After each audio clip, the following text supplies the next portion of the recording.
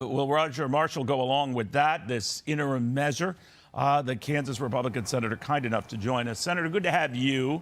You might have heard just what Chad said. You know it far better than I. Given the time that maybe just something on an interim basis to sort of keep the government lights on, presumably past the holidays. Well, Neil, I'm afraid it's all over with. As soon as I'm done here, I'm going to go back and we're going to lose this vote. That $1.7 trillion is about to be approved by the Senate. We're going to borrow another $1 trillion from our grandchildren. Look, the #1 driver of inflation in this country right now is our national debt, and then legislation that's going to borrow another $1 trillion. America's going to continue to print this money. The feds can keep raising interest rate, but they're just a tiger chasing its tail right now. I'm afraid it's all over with, but for the crying. I think that Rand Paul, Mike Lee, all of us did a great job trying to force this to next year, trying to give Kevin McCarthy a shot at slowing this process down, of slowing down the spending, but I'm afraid it's all over now. When you say it's all over now, that it's going to go through. Yeah, it is. Yeah, as soon as we're done with this interview, I expect the gavel to be dropped, and we'll go back, and I'm sure they got the votes to get it through the Senate. It'll be over on Nancy Pelosi's desk, and Santa Claus is still coming. But I'm telling you, I'd be very willing to stay here through Christmas to balance a federal budget. So what you're saying, Senator, just to be clear, is that Mitch McConnell has at least 10 Republican votes to make this happen. Oh, I'm sure he does. I think, 15, 20 voted for the cloture on it already. I think they've got the votes.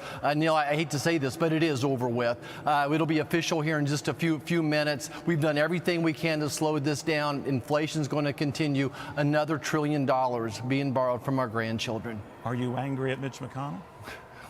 No, I'm not. I get where Mitch McConnell is coming from on this. He and I, disagree on maybe the process. We agree on the same goal. Look, it was all over with, really, when we didn't go through these 12 buckets of money one at a time. This is exactly what Joe Biden wants, what the Democrats want. They want to bring it all together at the last second, give us everything we want for defense as long as they get everything they want. And here we are, setting on a $5.8 trillion budget for this year, 1.7 of it coming right now. I noticed last night in this historic moment when the Ukrainian president was addressing a joint meeting of Congress, you were not there. You decided not to come. Why not? Yeah, I thought it was disrespectful to the Border Patrol officers who were just busting their tails down there, working overtime. We're asking those Border Patrol officers to be social workers, nurses, psychiatrists. So here we are, we've already given Ukraine $60 billion, more than the rest of the world combined. And now Zelensky's here to pick up another $45 billion check from the American taxpayers. And in this enormous omnibus, there's no money really to make our border more secure. That I think that our border is the #1 immediate national security issue facing this country. We've already did so much to help Ukraine, and we can do more. But until we secure our border, I think my priorities is going to be to that. By the way, we have 100,000 American troops in the NATO countries bordering Russia right now.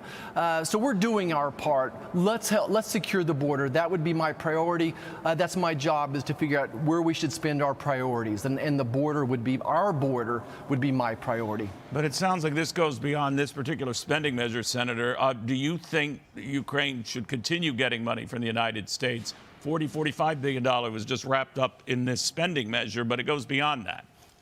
Yeah, I'm not willing to vote yes on any more money for Ukraine until, #1, there's more accountability, and until we have money to secure our own border. That would be my priority. That would be my bargaining chip before we do anything else for Ukraine. And secondly, I need to see Europe stepping up right now. Again, 100,000 American troops in those NATO bordering countries. I think the rest of the world has less than 50,000, but those numbers are hard to come by. Again, when this is all over with, we will have given Ukraine over $100 billion of aid right now. We need the rest of the world to step up. Right now, they're all laughing at us, saying, why would they spend any money when the United States has a blank check over there? Senator Marshall, thank you very much. One way or the other, you got home safe. Your colleagues do as well. Roger Marshall, the Kansas senator. Merry Christmas, Senator. Thank you very, very much.